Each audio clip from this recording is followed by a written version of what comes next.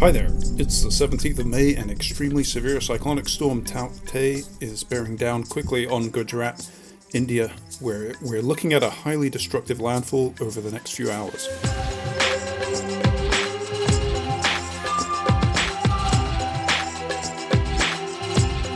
We've got 3 different geostationary satellite loops of the storm to share with you, beamed down to Earth from 56,000 kilometers away. First up is Himawari 8. In this view, the storm is far out on the limb, so we get this crazy side-on view. Second up is Meteosat 8, and this is looking kind of from the other side. And thirdly, we're looking directly down on the storm with InSat 3D. The storm was also seen by the polar orbiting satellite Aqua Modis. While it missed the core of the storm, Mumbai has received heavy rains and some flooding.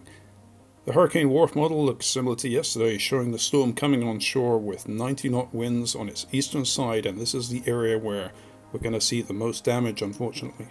The storm center is forecast to cross the coast in a few hours between Porbandar and Muhova. My concern is that there may be a large surge piling up into the Gulf of Kambat, so watch out for unusual rises in water here, as well as obviously in the landfall location.